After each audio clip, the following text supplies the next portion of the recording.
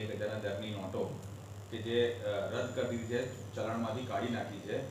એ નોટો હજી પણ ક્યાંક ને ક્યાંક વડોદરા શહેરમાં ફરી રહી છે. આપની બાજ નજરમાં આવી નોટો આવી છે, શું છે આખો મામલો? ઝોન 3ની જે એલસીબીની ટીમ છે એ શહેરમાં પેટ્રોલિંગમાં હતી અને તેમની પાસે એ બાતમી મળી કે શહેરમાં અમુક શખ્સ ફરી રહ્યા છે કે જે લોકો જૂની 2016ની નોટબંધી પછી જે નવી જૂની નોટો બંધ કરવામાં આવી હતી તે 500 અને 1000ની નોટો મોટી માત્રામાં વેચી રહ્યા છે અને 10% 15%ના ભાવે એ લોકો માર્કેટમાં વેચી રહ્યા છે. તો આ માહિતી મળતા અમે એક ડિકોય સેટ કર્યો અને અમારા જ માણસને અમે પાર્ટી બનાવીને મોકલી આપી અને તે પકડ્યા ત્યારે ખબર પડી કે તેમની પાસેથી કુલ 5 માણસો હતા અને તેમની પાસે 25 લાખ અંદાજિત 24,98,500 રૂપિયા જૂની 500 અને 1000ની નોટો 2798 નોટો રિકવર કરવામાં આવી છે. આ નોટોના બદલામાં તેમને 15% રૂપિયા એમને લેવા હતા કે 25 લાખના બદલામાં 3,75,000 રૂપિયા એમને મળે એવી આશા સાથે તેઓ બહાર માર્કેટમાં ફરતા હતા અને આપણા ધ્યાને આવતા એલસીબીએ તમામ 5 આરોપીને પકડ્યા છે, જેમનું નામ સામંત કરીને એક વ્યક્તિ છે,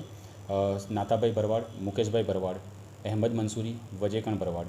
આ આરોપીઓ સાથેથી કુલ 24,98,500નો મુદ્દામાલ જૂની 500 અને 1000ની નોટો કબજે કરી છે અને bank note cessation of liability act 2017 હેઠળ કલમ નંબર 7નો ભંગ કરવા બદલનો ગુનો પણ દાખલ પાણીગેટ પોલીસ સ્ટેશનમાં કરવામાં આવ્યો છે. ત્યારબાદ આ કેસમાં વધારે તપાસ કરતાં એમને જે વ્યક્તિ પાસેથી લીધા હતા તે વ્યક્તિને પણ ડિકોય સેટ કરીને અમે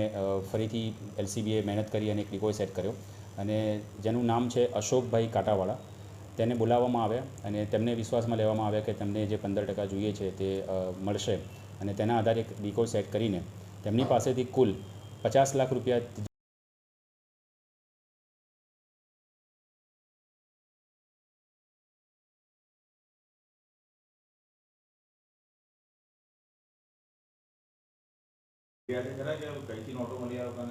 આજે અમે 2 કેસ કર્યા છે એ બંને કેસ ઇન્ટરલિંક છે એકબીજા સાથે અને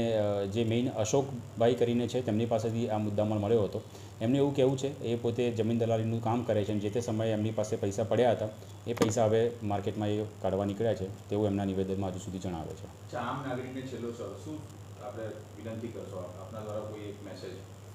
મારા દ્વારા આમ જનતાને એ જે વિનંતી કરીશ કે આ જે ચલણી નોટો બંધ થઈ ગઈ છે તેની હવે કોઈ કિંમત છે નહીં. સરકારે એક નિયત સમય ફાળવ્યો હતો જેની અંદર તે નોટો બદલી શકાતી હતી, પણ હવે આ નોટોની કોઈ કિંમત છે નહીં. તો કોઈ એવા લાલચમાં કે આવવું નહીં કે 25 લાખ રૂપિયા આપણને